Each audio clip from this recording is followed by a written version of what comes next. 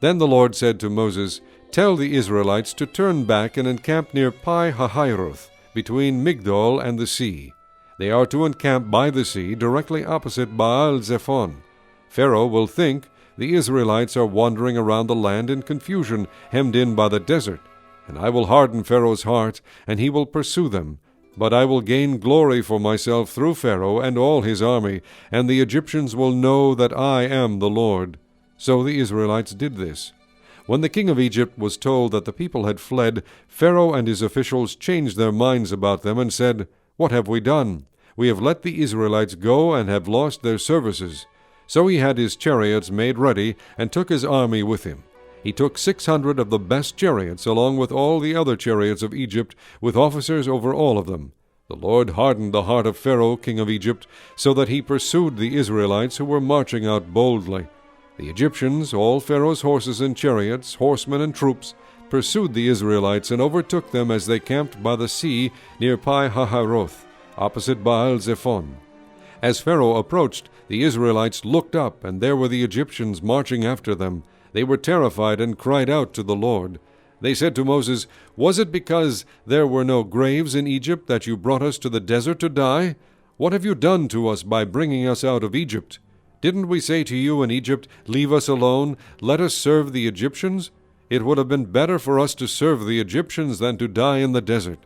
Moses answered the people, "Do not be afraid. Stand firm, and you will see the deliverance the Lord will bring you today. The Egyptians you see today you will never see again. The Lord will fight for you.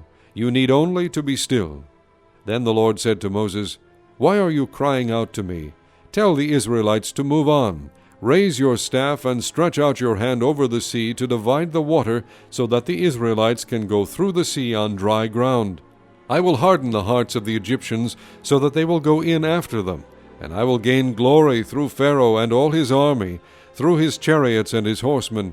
The Egyptians will know that I am the Lord when I gain glory through Pharaoh, his chariots, and his horsemen." Then the angel of God, who had been traveling in front of Israel's army, withdrew and went behind them. The pillar of cloud also moved from in front and stood behind them, coming between the armies of Egypt and Israel. Throughout the night the cloud brought darkness to the one side and light to the other side, so neither went near the other all night long. Then Moses stretched out his hand over the sea, and all that night the Lord drove the sea back with a strong east wind and turned it into dry land.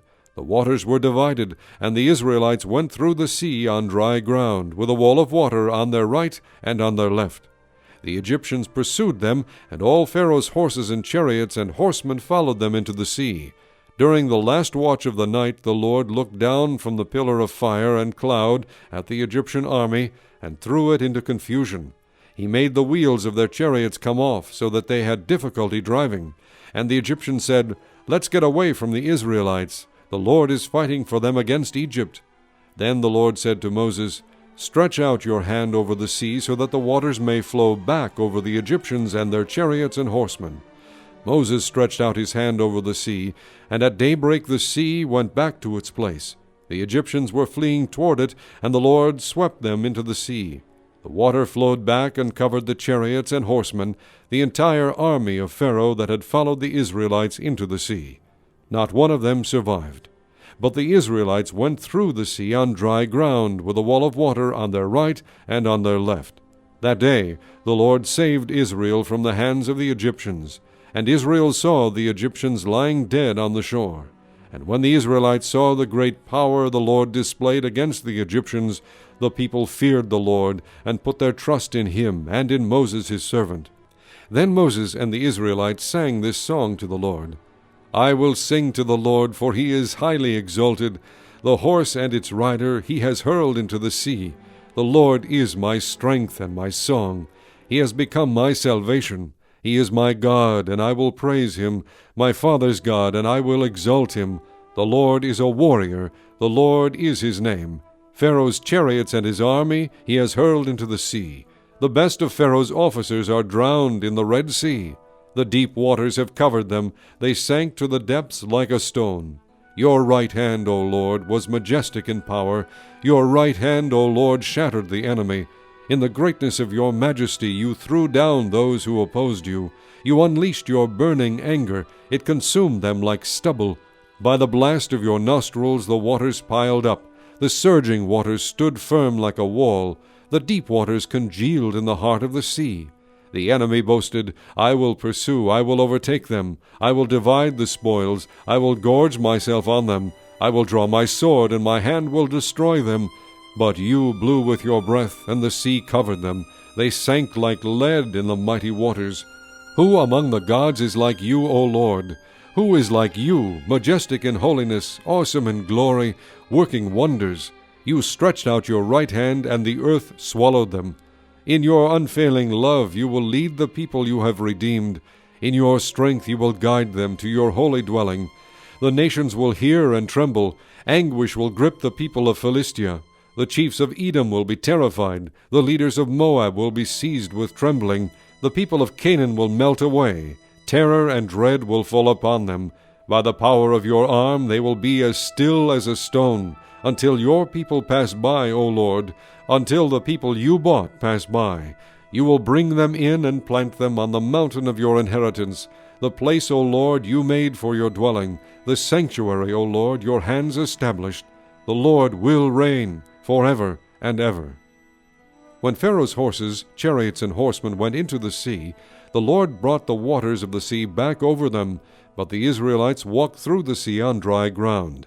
Then Miriam the prophetess, Aaron's sister, took a tambourine in her hand, and all the women followed her with tambourines and dancing. Miriam sang to them, Sing to the Lord, for he is highly exalted. The horse and its rider he has hurled into the sea. Then Moses led Israel from the Red Sea, and they went into the desert of Shur. For 3 days they traveled in the desert without finding water. When they came to Marah, they could not drink its water because it was bitter. That is why the place is called Marah. So the people grumbled against Moses, saying, What are we to drink? Then Moses cried out to the Lord, and the Lord showed him a piece of wood. He threw it into the water, and the water became sweet.